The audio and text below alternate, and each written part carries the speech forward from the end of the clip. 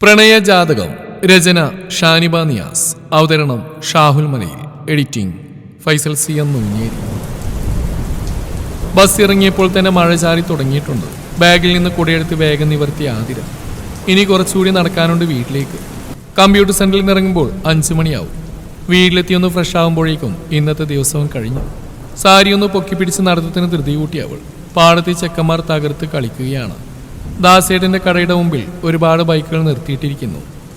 വൈകുന്നേരം ജോലി കഴിഞ്ഞ് നേരെ യുവമാരൊക്കെ ഇങ്ങോട്ടാണ് ഓടി വരുന്നതെന്ന് തോന്നും ആ കളിക്കളം കണ്ടാൽ. ഇന്നും പതിയെ പോലെ റോയൽ എൻഫീൽഡ് ചാരി അവൻ നിൽക്കുന്നുണ്ട്. ഇതിപ്പോ കുറച്ചായി ഈ അവതാരത്തെ കാത്തിരിക്കുന്നു. 1-2 തവണ മുഖമുയർത്തി നോക്കുമ്പോൾ തന്നെ നോക്കി നിൽക്കുകയാണെന്ന് കണ്ടതാണ്. പിന്നീടുള്ള ദിവസങ്ങളിലൊന്നും അങ്ങോട്ടേക്ക് നോക്കാനേ പോയില്ല. പക്ഷേ ഇപ്പോൾ കുറച്ചായി മുടങ്ങാതെ ഇവിടെ കാണാറുണ്ട് ഇയാളെ. പിന്നീട് ടൗണിൽ പോയി വരുന്ന സുമചേച്ചി പറഞ്ഞാണ് അറിഞ്ഞത് അത് LP സ്കൂൾ അധ്യാപികയായ ലില്ലി ടീച്ചറുടെ മകൻ സാമാണെന്ന്. ടീച്ചറെ എല്ലാവർക്കും അറിയാം. വേറെ ഏതോ നാട്ടിൽ നിന്ന് ഇവിടേക്ക് പോസ്റ്റിംഗ് കിട്ടിയപ്പോൾ പിന്നെ ഇവിടെ സ്ഥിരതാമസമാക്കിയതാണ്. ക്രിസ്ത്യാനിയായ ജോസഫ് അലക്സാണ്ടറാണ് ഭർത്താവ്. അദ്ദേഹം ഒരു മിലിറ്ററിക്കാരനാണ്. വർഷത്തിൽ ഒരിക്കലൊക്കെ വരുമായിരുന്നുള്ളൂ. ഇപ്പോഴും റിട്ടയർ ആയില്ലെന്ന് തോന്നുന്നു. ഒരേ ഒരു മകൻ സാം അലക്സാണ്ടർ ഇവിടെ ഉണ്ടായിരുന്നില്ല. ചെറിയ കുട്ടിയായിരുന്നപ്പോൾ കണ്ടതായിരുന്നു. പിന്നെ ഇപ്പോഴാണ് ആളിവിടെ കാണുന്നത്. ചിലപ്പോൾ ഇവിടെയൊക്കെ ഉണ്ടാവുമായിരിക്കും, ഞാൻ കാണാത്തതായിരിക്കും. അതെങ്ങനെ തൻ്റെ 20ാമത്തെ വയസ്സിൽ കയറിയതല്ലേ ഈ ജോലിക്ക്? വർഷം 3-4 കഴിഞ്ഞില്ലേ? എന്ന് രാവിലെ 9-ന്റെ ബസ്സിന് കയറും, വൈകിട്ട് 5 മണിക്ക് വീട്ടിലേക്ക്. അതിനിടയ്ക്ക് നാട്ടിലെ വിശേഷങ്ങളൊക്കെ അമ്മ പറഞ്ഞാണ് അറിയാറ്. ഒരു ഞായർ ലീവ് കിട്ടിയാൽ നന്നായി കിടന്നുറങ്ങും. കുടുംബത്തിലോ ചുറ്റുവട്ടത്തോ ഒരു പരിപാടി ഉണ്ടെങ്കിൽ പോകാൻ മടിയാണ്. കാരണം 3-4 വർഷമായി ജാതകദോഷത്തിന്റെ പേരും പറഞ്ഞ് മുടങ്ങിപ്പോയ കല്യാണത്തിന്റെ വിശേഷങ്ങൾ ചോദിക്കാനേ കാണുന്നവർക്ക് നേരം ഉണ്ടാവും. അപ്പോൾ പിന്നെ മനഃപൂർവ്വം എവിടെയും പോവാറില്ല. ഷോപ്പിലെ 2-3 കൂട്ടുകാരൊഴിച്ചാൽ പിന്നെ കൂടുതലായിട്ട് ആരോട് അടുപ്പവുമില്ല. പിന്നെ എങ്ങനെയാണ് നാട്ടിൽ വന്ന് പോകുന്നവരുടെയൊക്കെ വിവരങ്ങൾ താൻ അറിയുക? ഇതൊക്കെയാണ് നാട്ടിലുള്ളവരുടെ കാര്യങ്ങൾ. ഇതാണ് ആതിര. ഒരു 25 വയസ്സൊക്കെ ഉണ്ടാവും. കാണാൻ വലിയ കുഴപ്പമൊന്നുമില്ല. നന്നായി അണിഞ്ഞൊരുങ്ങിൽ അത്യാവശ്യം ഒരു ചന്തമൊക്കെ ഉണ്ട്. പിന്നെ വീട്ടിലെ അമ്മ, അനിയത്തി, ഒരു ചേച്ചി യുവാ കഴിഞ്ഞ് അങ്ങ് ട്രിവാൻഡ്രത്താണ്. ചേട്ടന് ലീവ് ഉണ്ടാകുമ്പോഴേ നാട്ടിലേക്ക് വരും. പിന്നെ അനിയത്തി 3-4 വയസ്സിനിളയത്. ഇപ്പോൾ ആളുടെ കല്യാണം കഴിഞ്ഞു. അത് വേറെ. നമ്മുടെ പെണ്ണിന് ഈ ജാതകദോഷത്തിന്റെ ചെറിയൊരു അസ്കിതയുണ്ടേ. ജാതകദോഷം, ചൊവ്വാദോഷം, അങ്ങനെ എന്തൊക്കെയോ ദോഷങ്ങളുണ്ട്. മിക്കവാറും അമ്മയ്ക്ക് കൂട്ടിന് വീട്ടിൽ സ്ഥിരതാമസാക്കേണ്ടി വരും. അതാണ് അവിടെ അവസ്ഥ. അല്ലെങ്കിൽ അമ്മമാർക്കും വേണ്ടി കൂട്ടിനൊരാൾ. വീണ്ടും അനിയത്തിലേക്ക് തന്നെ വരാം. ബ്രോക്കർ കുഞ്ഞച്ചൻ ചേട്ടൻ കൊണ്ടുവന്ന ഒരു ആലോചനയായിരുന്നു അത്. പെണ്ണിന്റെ ജാതകവുമായി ചെയ്യില്ലെന്ന് പറഞ്ഞ് അത് മുടങ്ങി. എന്നാൽ കൂടെ വന്ന പയ്യന്റെ അമ്മയ്ക്ക് അവളുടെ അനിയത്തിയെ നന്നായി ബോധിച്ചു. പിന്നെ കാരണവന്മാരൊന്നും നോക്കിയില്ല, അവളെ പിടിച്ചാൽ കെട്ടിച്ചു കൊടുത്തു. ആദ്യമൊന്നും അമ്മയെ സമ്മതിച്ചിരുന്നില്ല. പിന്നെ അവൾക്ക് പഠിക്കാൻ വലിയ താല്പര്യമില്ലാത്തതിനാൽ വലിയ പ്രശ്നമൊന്നും ഉണ്ടായില്ല. ഇങ്ങനെ ഒരു ജാതകദോഷക്കാരി ചേച്ചി വീട്ടിലുണ്ടാകുമ്പോൾ ഇനി അനിയത്തിക്കോ നല്ല ബന്ധങ്ങൾ കിട്ടാൻ ബുദ്ധിമുട്ടായിരിക്കും എന്നൊക്കെ പറഞ്ഞപ്പോൾ അമ്മാവന്മാർക്ക് മുമ്പിൽ അമ്മയും മുട്ടുകുത്തി. അങ്ങനെ ചേച്ചിയെ കെട്ടാവുന്നവൻ അനിയത്തിയെയും പൊക്കിപ്പോയി. എന്നാൽ അവൾക്ക് അന്നേരവും വലിയ സങ്കടമൊന്നും തോന്നിയില്ല. ഈ ജാതകദോഷം കാരണം ഇതിനുമുമ്പ് മുടങ്ങിയതായിരുന്നു. അങ്ങനെ ഇപ്പോൾ അനിയത്തിയും ചേച്ചിയും പോയി. വീട്ടിൽ അവളും അമ്മയും മാത്രം. 2 ആളും രാവിലെ പോകും. അമ്മ ബ്ലോക്ക് ഓഫീസിൽ ഹെൽപ്പറാണ്. 3 മണിയോടെ അമ്മ ഡ്യൂട്ടി കഴിഞ്ഞെത്തും. ഞാൻ ടൗണിലെ ഒരു ഷോപ്പിൽ അക്കൗണ്ടന്റായിട്ട് ജോലി ചെയ്യാണ്. ഡിഗ്രിയാണ് എൻ്റെ ക്വാളിഫിക്കേഷൻ. ഇതൊക്കെയാണ് അവള്. ഇനി നമുക്ക് വീണ്ടും മറ്റേ കക്ഷിയിലേക്ക് വരാം. അയാളെന്തിനാ ഇന്ന് ഞാൻ വരും വരെ ഇവിടെ നിൽക്കുന്നു? ഒരു എത്തുമിടിയും കിട്ടുന്നില്ല. എന്നെ തന്നെ നോക്കി നിൽക്കുകയാണെന്ന് പറയാനൊരു കാരണമുണ്ട്. ഒരിക്കൽ നേരം വൈകി ബസ്സും പോയി ഒരു ഓട്ടോ പിടിച്ചാണ് കവലയിലെത്തിയത്. നേരെ ഒരുപാട് ഇരുട്ടിയിരുന്നു. എന്നിട്ടുണ്ട് ആ ബുള്ളറ്റിന്റെ മുമ്പിൽ അയാൾ. ഇറങ്ങുമ്പോഴേ കണ്ടതാണ് അക്ഷമയോടെ കൈകെട്ടി ബസ് വരുന്നിടത്തേക്ക് നോക്കി നിൽക്കുന്നത്. നേരം ഇരുട്ടിയതോടെ വീട്ടിലെത്തും വരെ തനിക്ക് പിന്നിൽ ആ ബുള്ളറ്റ് ഉണ്ടായിരുന്നു. അന്നു മുതലാണ് എനിക്ക് സംശയം തോന്നി തുടങ്ങിയത്. ഇന്നും പതിവ് തെറ്റിച്ചില്ലെന്നാണ് പറഞ്ഞു വന്നത്. വീട്ടിലെത്തി ഫ്രഷായി ആതിര. പതിവ് പരിപാടികൾ തന്നെ. കിടക്കാൻ നേരം അമ്മ പറഞ്ഞു, ആ കുഞ്ഞച്ചൻ ചേട്ടൻ വന്നിരുന്നു ഒരാലോചനയെക്കുറിച്ച്. അമ്മ, ഞാൻ പറഞ്ഞല്ലേ ആലോചന എന്ന് പറഞ്ഞ് എൻ്റെ അടുത്തേക്ക് വരരുതെന്ന്. എടി മോളെ, അവന് ജാതകമൊന്നും ഒരു പ്രശ്നമല്ല. പിന്നെ ആ ചെറുക്കൻ ഇടയ്ക്കിടയ്ക്ക് നിന്നെ കാണാറുണ്ടത്രേ. നമ്മുടെ ലില്ലി ടീച്ചറുടെ ആ പട്ടാളക്കാരൻ ചെക്കൻ അവിടെ എന്തോ ഏറ്റുമുട്ടലിൽ ചെറുതായിട്ടൊരു പരിക്ക് പറ്റി. ഇപ്പോൾ കുറച്ച് റെസ്റ്റ് എടുക്കാൻ നാട്ടിലേക്ക് വന്ന. ഇപ്പോൾ 1 മാസത്തോളമായി ഇവിടെ ഉണ്ട്. 6 മാസം കഴിഞ്ഞാൽ തിരിച്ചു പോകത്രേ. പെണ്ണിന് സമ്മതമാണെങ്കിൽ ജാതകം അവനൊരു പ്രശ്നമില്ലാന്ന്. ടീച്ചർക്കും അതൊരു കാര്യമാവൂലേ? അവരെ കെട്ടിയവനൊരു ക്രിസ്ത്യാനിയല്ലേ. ഈ ചെക്കൻ ഏതാ ജാതിന്നാവും. അമ്മ അവൾ കേൾക്കാനായി പറയുകയാണ്. ഓഹോ, അപ്പം അതാണ് കാര്യമില്ലേ? ചുമ്മാതല്ല, കുറച്ചായിട്ട് എൻ്റെ പിന്നാലെ. ഇയാൾക്കിത് എന്തിൻ്റെ കേടാ? വലിയ മിലിറ്ററിക്കാരനൊക്കെ അല്ലേ. നാട്ടിൽ വേറെ എത്ര പെണ്ണുങ്ങളുണ്ട്? അവൾ ചെരിഞ്ഞിടന്ന് തലയിണയിൽ മുഖമമർത്തി പിറുവിറുത്തു. നിന്റെ അഭിപ്രായം എന്താ മോളെ? ഒന്നും മിണ്ടാ കിടക്കാമേ. എൻ്റെ ജാതകദോഷം കൊണ്ട് ചുമ്മാ അവരുടെ ജീവിതം കൂടി കൊളാക്കണ്ട. അമ്മയും പിന്നെ മറുത്തൊന്നും പറയാനില്ലാത്ത പോലെ ഉറങ്ങാൻ കിടന്നു. ദിവസങ്ങൾക്ക് വീണ്ടും ജീവൻ വെച്ച് ഓടിക്കൊണ്ടിരുന്നു. ബുള്ളറ്റുമായി നമ്മുടെ കക്ഷി മീശയും പിരിച്ചുകൊണ്ട് അവിടെ എന്നും അവളെ എന്ന പോലെ കാത്തിരിക്കാറുണ്ട്. ഒരു ദിവസം അവളും പതിവ് പോലെ ബസ് ഇറങ്ങി നടന്നു. പതിവ് പോലെ അവിടെ കാത്തുനിന്ന് അവനെ കാണാത്ത പോലെ മുന്നോട്ട് നടക്കാൻ തുടങ്ങി. ദോ ഒന്ന് നിന്നേ. കുറച്ച് നടന്നപ്പോൾ ആൾ പുറകെയുണ്ട്. ചുറ്റും നോക്കി, ആരുമില്ല. തന്നെയാണ്. എല്ലാവരും കളി കാണാൻ ഗ്രൗണ്ടിലും പിന്നെ ബാക്കിയുള്ളവർ ദാസേട്ടൻ്റെ കടയിൽ രാഷ്ട്രീയം ചെയ്യുന്ന തിരക്കിലാണ്. ഒന്ന് നിൽക്കണോ? തന്നെയാ. എന്താ? അത് എനിക്ക് തന്നോടൊരു കാര്യം പറയാനുണ്ട്. എനിക്ക് നിന്നെ ഒരുപാട് ഇഷ്ടമാണ്. കിട്ടി കൂടെ കൂട്ടിയാൽ കൊള്ളാമെന്നുണ്ട്. ഞാൻ ആ ബ്രോക്കറോട് പറഞ്ഞിരുന്നു, പിന്നെ മറുപടിയൊന്നും ഉണ്ടായില്ല. അതാ ഇപ്പം നേരിട്ട് ചോദിച്ചു. ഇയാൾക്ക് സമ്മതമാണെങ്കിൽ ഞാൻ അമ്മയെ കൂട്ടി വീട്ടിലേക്ക് വരട്ടെ. എൻ്റെ മാഷേ, ഇയാൾക്ക് ഇത് എന്തിൻ്റെ കേടാ? എന്നെ പോലെ ജാതകദോഷക്കാരി പെണ്ണിനെ മാത്രമേ കിട്ടിയുള്ളൂ. നാട്ടിൽ വരെ എത്രയോ പേരുണ്ട്. എന്നിട്ട് ഇയാളുടെ കണ്ണിൽ എന്നെ മാത്രമേ കണ്ടുള്ളൂ. ഇപ്പൊ കുറച്ചായുള്ള കൃത്യം ഞാൻ വരുന്നേരം ഇയാളുടെ ഈ പ്രത്യക്ഷപ്പെടലിൽ തന്നെ ഞാൻ വിചാരിച്ചിരുന്നു. എൻ്റെ മാഷേ, പിന്നെ അറിഞ്ഞുകൊണ്ട് എന്തിനാ ട്രെയിനിൽ തലവയ്ക്കുന്നത്? അവളിളിൽ കൈകുത്തിക്കൊണ്ട് അവനോട് ചോദിച്ചു. അവനവനൊന്ന് പുഞ്ചിരിച്ചു. അതെ, എനിക്ക് ജാതകത്തിലൊന്നും വലിയ വിശ്വാസമില്ല. പിന്നെ ഞാനൊരു പട്ടാളക്കാരനാണ്. സ്വന്തം ജീവനേക്കാൾ എൻ്റെ രാജ്യത്തിൻ്റെ സുരക്ഷയ്ക്കാണ് ഞങ്ങൾ പ്രധാനം കൊടുക്കുന്നത്. അങ്ങനെ ഒരു ദോഷം നിനക്ക് ഉണ്ടെങ്കിലും എനിക്കതൊരു വിഷയമല്ല. എനിക്കാവശ്യം നിന്റെ ജാതകത്തിൻ്റെ കുറിപ്പടിയോ ചൊവ്വാദോഷത്തിൻ്റെ അനന്തരഫലങ്ങളുടെ കണക്കൊന്നുമല്ല. ലൈഫിൽ ഒരുപാട് സന്ദർഭങ്ങൾ ഞാൻ നേരിട്ടിട്ടുണ്ട്. ജീവൻ പോലും പോയേക്കാവുന്ന ഒരുപാട് അപകടങ്ങൾ ഉണ്ടായിട്ടുണ്ട്. അതിൽ നിന്നൊക്കെ എന്നെ സംരക്ഷിക്കുന്നത് എൻ്റെ അമ്മയെപ്പോലുള്ളവർ പ്രാർത്ഥിക്കുന്ന കളങ്കമില്ലാത്ത പ്രാർത്ഥനകളാണ്. ആ മുകളിലെ ശക്തി നമുക്കായിട്ട് ഉണ്ടാക്കി വെച്ച വിധിയും തിരുത്തിയെഴുതുന്നത് ഈ ഒരു പ്രാർത്ഥന കൊണ്ട് മാത്രമാണ്. അങ്ങനെ വിശ്വസിക്കാനാണ് എനിക്കിഷ്ടം. അതുകൊണ്ട് തന്നെ അമ്മക്കും അച്ഛനൊപ്പം നിസ്വാർത്ഥമായിട്ട് സ്നേഹത്തിൻ്റെ പ്രാർത്ഥനയോടെ എന്നെ കാത്തിരിക്കാൻ ഒരാൾ കൂടെ വേണമെന്നൊരാഗ്രഹം. അത് തന്നെ കണ്ട പോകുന്നില്ല എനിക്കുണ്ടായി തുടങ്ങിയത്. എന്താ പക്ഷേ സാധാവം കൊണ്ടാണ്? അതൊന്നും ശരിയാവില്ല. എന്നെ കൂടെ കൂട്ടിയാൽ ചിലപ്പോൾ ഇയാളുടെ തടിയും കേടാം. ഈ ഫിലോസഫി പറയും പോലെയൊന്നുമില്ല. ലൈഫിൽ വലിയ ബുദ്ധിമുട്ടാതൊക്കെ. അതുകൊണ്ട് പ്ലീസ് ഈ കാര്യം നമുക്ക് ഇവിടെ വിടാം. എങ്കിൽ ശരി, തനിക്കിഷ്ടമെങ്കിൽ നമുക്കിവിടെ തൽക്കാലം നിർത്താം. തൽക്കാലം മാത്രം. പക്ഷേ ഞാനിതിവിടെ വിട്ടിട്ട് പോകാൻ ഉദ്ദേശിച്ചിട്ടില്ല. ഇനി ഞാൻ ഈ നാട് വിട്ട് അതിർത്തിയിൽ എത്തുന്നുണ്ടെങ്കിൽ അതെൻ്റെ മനസ്സ് നിന്നെ ഇവിടെ ഏൽപ്പിച്ചിട്ട് തന്നെയാവും. അവളുടെ കണ്ണിൽ നോക്കി അത്രയും പറഞ്ഞ് അവൻ തിരികെ നടന്നു. എന്നാൽ മനസ്സിൽ മുട്ടിയിട്ട് തുടങ്ങിയ സ്നേഹത്തിൻ്റെ ഒരു ചെറിയ നീരുറവിയുമായി അവൾ വീട്ടിലേക്ക് വിട്ടു. എത്ര പറഞ്ഞിട്ടും യാതൊരു കൂസലമില്ലാതെ പിന്നെയുള്ള ദിവസങ്ങളിലും കക്ഷി നമ്മുടെ സ്ഥിരം സ്ഥലത്തുണ്ടായിരുന്നു. അങ്ങനെ ഒരു ശനിയാഴ്ച വളരെ വൈകിയാണ് ഷോപ്പിൽ നിന്ന് ഇറങ്ങിയത്. പിറ്റേന്ന് ലീവായ കാരണം ആ മാസത്തെ മുഴുവൻ കണക്കുകൾ ചെക്ക് ചെയ്യാനുണ്ടായിരുന്നു. പോവാൻ ശൈല മേഡം വണ്ടി ഏർപ്പാടാക്കി തരാമെന്ന് പറഞ്ഞതാണ്. അവരെ ഏൽപ്പിച്ച അവിടുത്തെ മറ്റൊരു സ്റ്റാഫായ കിഷോറിനെയാണെന്ന് അറിഞ്ഞത് ഇറങ്ങാൻ നേരമാണ്. ഷോപ്പിൽ പൊതുവെ നല്ലൊരു ഇമേജ് അല്ല കിഷോറിന്. ആളൊരു ചെറിയ ഭക്ഷണനുമാണ്. പിന്നെ എൻ്റെ ഒരു ഫ്രണ്ട് വരുമെന്ന് പറഞ്ഞിട്ട് അവനെ പറഞ്ഞയച്ച് നേരെ ബസ് സ്റ്റോപ്പിലേക്ക് വിട്ടു. ലേറ്റ് ആവുമെന്ന് അമ്മയോട് പറഞ്ഞിട്ടുണ്ടായിരുന്നു. അതുകൊണ്ട് തന്നെ പാവം കവലിൽ വന്ന് നിൽക്കുന്നുണ്ടാവും.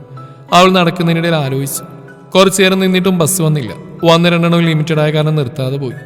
സ്റ്റോപ്പിലുണ്ടായിരുന്ന അവസാനത്തെ ചേട്ടനും പോവാനൊരുങ്ങിയാണ്. എന്തിനോ വേണ്ടി കണ്ണൊക്കെ നിറഞ്ഞു വന്നു. ഇങ്ങനെയൊക്കെ ഉണ്ടാകുന്ന ദിവസങ്ങളിൽ അമ്മ പറയുന്നതാണ് നമുക്ക് ജോലി വേണ്ട മോളെ എന്ന്. കുറച്ച് ദിവസം കഴിഞ്ഞാൽ അത് മറക്കുകയും ചെയ്യും. നേരം വീണ്ടും ഇരുട്ടായി. വഴിയിലൂടെ പോകുന്ന 2-3 വണ്ടിക്കാർ തന്നെ നോക്കി നിൽക്കുന്നുണ്ട്. ഭയമാണോ എന്നറിയാത്ത ഒരു അസ്വസ്ഥത തോന്നി അവൾക്ക്. ഓട്ടോ സ്റ്റാൻഡിലേക്ക് കുറച്ചുകൂടി നടക്കാനുണ്ട്. ഇനി അത് തന്നെ ശരണം. കുറച്ചുകൂടി വൈകിയാൽ അതും ഉണ്ടാവില്ല. അവൾ റോഡിലേക്ക് ഇറങ്ങി. അപ്പോഴാണ് റോഡിലൂടെ ഒരു ബുള്ളറ്റ് അവൾക്കരിയിലേക്ക് നിർത്തിയത്. തൻ്റെ അടുത്തൊരു വണ്ടി വന്ന് നിന്നപ്പോൾ അവൾ പേടിച്ച് 2 അടി പുറകോട്ട് മാറി. ഹെൽമെറ്റ് ഊരി മാറ്റി ആ മുഖം കണ്ടപ്പോൾ അവളൊന്ന് അമ്പരന്നു. തന്നെ കണ്ടപ്പോൾ ഇത്രയും നേരം ഉണ്ടായിരുന്ന ആ പരിഭ്രമം ഇല്ലാതെയാവുന്ന അവളുടെ മുഖത്തുനിന്ന് അവൻ വ്യക്തമായി കണ്ടു. കേറ്. അത് ഞാൻ ഓട്ടോക്ക് വന്നോളാം. പിന്നെ ഓട്ടോ ആയിട്ട് നിന്റെ മറ്റം വരും നേരത്ത് മര്യാദ കയറിക്കടി. അവൻ ദേഷ്യത്തോടെ അവളെ നോക്കി. തന്നെ കൊണ്ടുപോകാനായി മാത്രം വന്നാണെന്ന് അവൾക്ക് അന്നേരമാണ് മനസ്സിലായത്. പിന്നെ മറുത്തൊന്നും പറയാതെ അവൾ ആ ബുള്ളറ്റിൽ കയറി. അവൾ കയറിയ പാടെ അവൻ വണ്ടി തിരിച്ചു. രാത്രിയിൽ സ്ട്രീറ്റ് ലൈറ്റുകളെ പിന്നിലാക്കി അവൻ്റെ വണ്ടി കുതിച്ചു. അതെ, ഞാൻ എത്തിയിട്ടില്ലെന്ന് ഇയാൾക്ക് എങ്ങനെ മനസ്സിലായി? കുറച്ചു നേരത്തെ യാത്രയ്ക്ക് ശേഷം അവൾ പതിയെ ചോദിച്ചു. സ്ഥിരം ബസ്സിൽ കണ്ടില്ല. പിന്നെ നേരെ ഇട്ടിയപ്പോൾ അമ്മ വന്ന് നിൽക്കുന്നുണ്ടായിരുന്നു. അതിനവളൊന്ന് മൂളി. എന്തിനെന്നറിയാതെ അവളിലൊരു പുഞ്ചിരി വിരിഞ്ഞു. ഇനിയൊന്നും തൻ്റെ ജീവിതത്തിൽ ഉണ്ടാവുന്ന എല്ലാ ഇരുട്ടിലും പ്രകാശമായി ഇവനുണ്ടാവണേ എന്നൊരാശ ഉള്ളിനുള്ളിൽ ഉണ്ടാവുന്ന പോലെ. അതെ, ഡ്യൂട്ടിക്കിടയിൽ എന്തോ പരിക്കുപറ്റി റെസ്റ്റിന് വന്നതെന്ന് കേട്ടല്ലോ. എന്താ പറ്റിയത്? കുറച്ചു നേരത്തെ മൗനത്തിന് ശേഷം അവൾ വീണ്ടും ചോദിച്ചു. ആഹാ, അതൊക്കെ അറിയാലോ. ആരാ പറഞ്ഞു? ആ കുഞ്ഞച്ച ചേട്ടൻ അന്ന് അമ്മയോട് പറഞ്ഞു. അവളൊന്ന് വിക്കി. അതൊക്കെ അറിഞ്ഞിട്ടുണ്ടല്ലേ? അവനിലെ ഒരു പുഞ്ചിരി വിടുന്നു. അതിനവളൊന്നും പറഞ്ഞില്ല. അത് 2 മാസം മുമ്പ് ശ്രീനഗറിൽ വെച്ചേ ഞങ്ങളുടെ മിലിറ്ററി വാഹനങ്ങൾക്ക് നേരെ ഒരു ടെററിസ്റ്റ് അറ്റാക്ക്. അതിൽ ചെറിയൊരു ഇഞ്ചുറി. കാലിലും കഴുത്തിലൊക്കെ നല്ല മുറിവുണ്ടായിരുന്നു. 15 ദിവസം അവിടെ ആർമി ക്യാമ്പിലായിരുന്നു. പിന്നെ 6 മാസം നാട്ടിലേക്ക് ലീവ് അനുവദിച്ചു. അപ്പം ഇങ്ങ് പോന്നു. അവന് വണ്ടി ഓടിക്കുന്നതിൽ പറഞ്ഞു. എന്നാൽ ഇതെല്ലാം കേട്ട് അവളിൽ എന്തെന്നില്ലാത്തൊരു സങ്കടം നിറഞ്ഞു വരുന്ന് അവൾ മനസ്സിലാക്കി.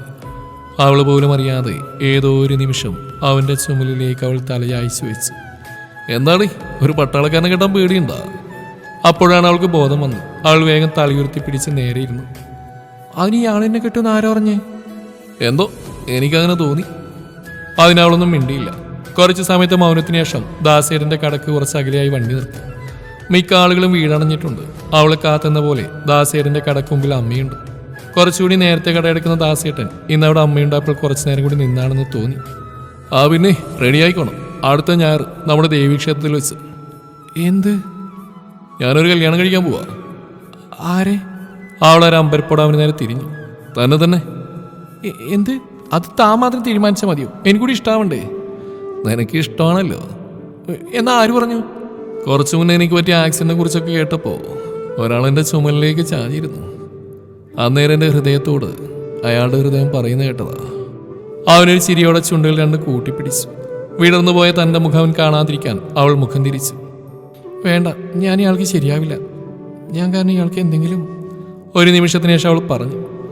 ആ സംഭവിക്കും. മിക്കവാറും നീ സമ്മതിക്കാത്ത വിഷമത്തിൽ എനിക്കെന്തെങ്കിലുമൊക്കെ സംഭവിക്കും.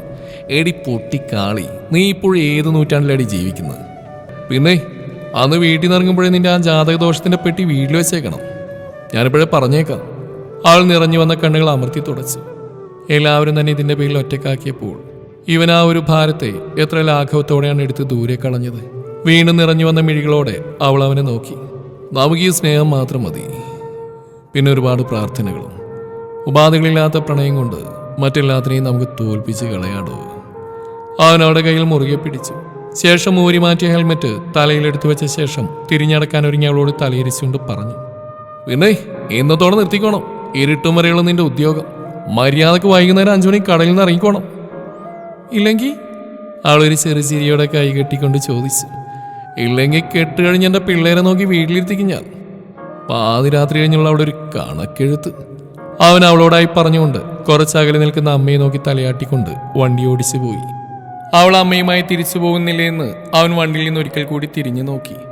നേരെ വിരട്ടിയിട്ട് അവനെ കാത്ത് ലില്ലി ടീച്ചർ ഉമ്മറത്തിരിപ്പുണ്ട്. അവൻ്റെ വണ്ടിയുടെ ശബ്ദം കേട്ടപ്പോൾ കയ്യിലെ പുസ്തകം വേഗം ടേബിൾ വെച്ച് എഴുന്നേറ്റു. എന്താടാ, എൻ്റെ കുട്ടിയെ കണ്ടോ? ഇങ്ങോട്ട് പോരാൻ വേണ്ടി വണ്ടി കാത്തിപ്പുണ്ടായിരുന്നു. പാവം, ഒരുപാട് പേടിച്ചാണോ അല്ലേ? പേടിയൊക്കെ ഉണ്ടായിരിക്കും, എന്നാലതൊന്നും പുറത്ത് കാണിക്കില്ല. കുറച്ച് ഉശിരുള്ള കൂട്ടത്തിലാവള്. അവളുടെ ഓർമ്മയിൽ അവനൊന്ന് ചിരിച്ചു. എന്നിട്ട് നിന്റെ വണ്ടി കയറാൻ കൂട്ടാക്കിയോ? നല്ല നിലയിൽ പറഞ്ഞ ആള് കൂട്ടാക്കിയില്ലല്ലോ. അപ്പൊ ഞാൻ കുറച്ച് കലിപ്പിട്ടു. അപ്പൊ പെണ്ണ് വേഗം കയറി. എടാ, നീ ആ കൊച്ചിനെ പേടിപ്പിച്ചോ? എൻ്റെ മമ്മി അതത്ര പെട്ടെന്നൊന്നും പേടിക്കുന്ന ടൈപ്പല്ല. ആ, ജീവിതം അതിനെ ചിലതൊക്കെ പഠിപ്പിച്ചിട്ടുണ്ടാവും. പിന്നെ എന്തോ നേരിടാൻ അതിൻ്റെ മനസ്സ് ഉറച്ചു കാണും. കുഞ്ഞപ്പൻ പറഞ്ഞിട്ടറിയാം, തന്നെ കാണാൻ വന്ന ചെക്കൻ അനിയത്തെ കെട്ടിക്കൊണ്ടുവന്ന് കാണുന്ന ഒരു പെണ്ണ് മനസ്സിന് അത്രയും ബലം വേണം. അതിൻ്റെ ഒരു മുടിഞ്ഞ ജാതകദോഷം. ടീച്ചർ വാതിലടക്കുന്നതിനിടയിൽ പിറുവിറുത്തു. എൻ്റെ മമ്മി ഒരു കണക്കിനാ നന്നായില്ലേ? അതുകൊണ്ടല്ലേ എനിക്കിങ്ങനെ മുന്നിൽ കിട്ടിയത്. അവൻ സോഫയിലിരുന്ന് അവരുടെ മടിയിലേക്ക് തലവെച്ചു.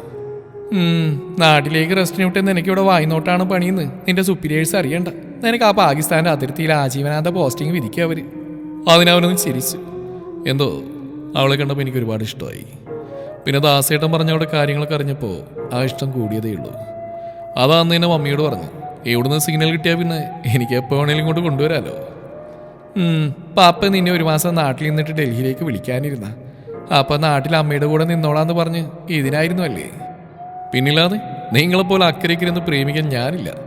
എനിക്ക് എൻ്റെ പെണ്ണിനെ മതിയൊരുവോളം സ്നേഹിക്കണം. മിലിറ്ററി ആണെന്ന് പറഞ്ഞ് ഞങ്ങൾക്കും ജീവിക്കണ്ടേ?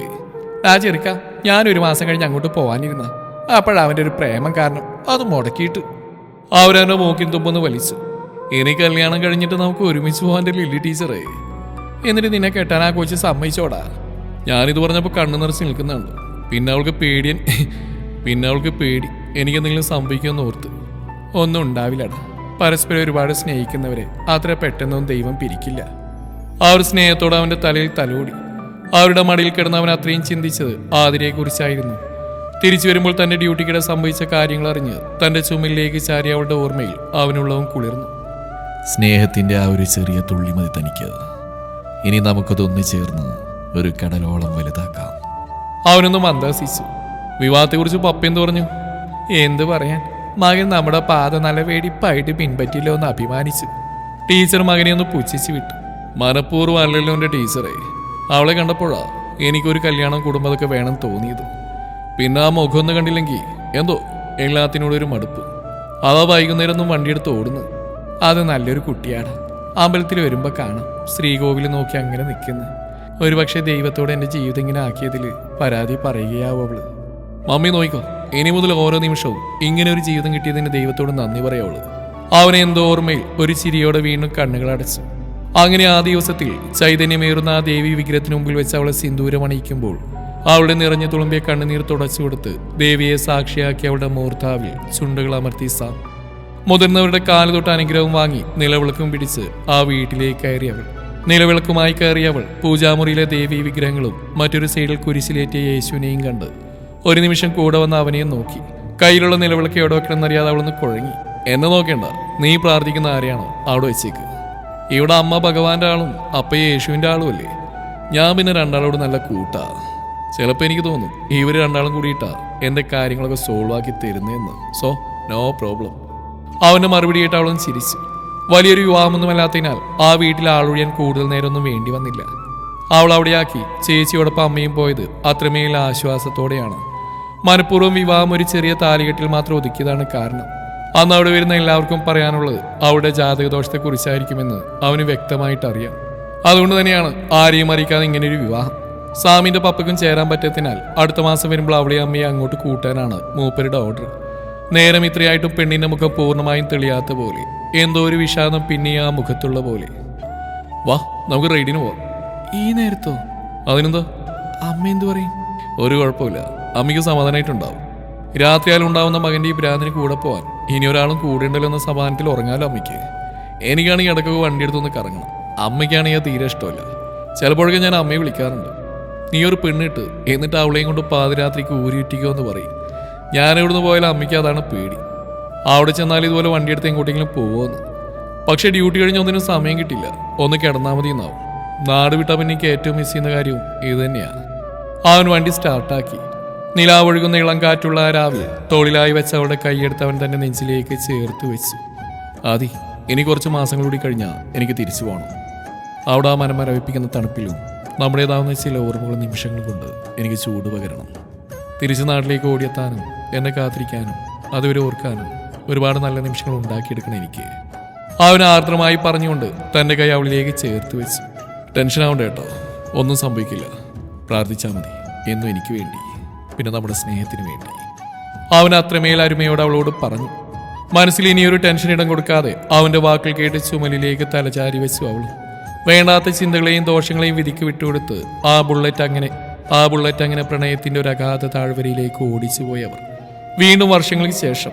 അമ്മ, നമ്മുടെ പപ്പക്ക് അവിടെ എന്താ ജോലി? ടീച്ചർ പറഞ്ഞല്ലോ ഇന്ത്യൻ ആർമിയിലാണ് നമ്മുടെ പപ്പ എന്ന്.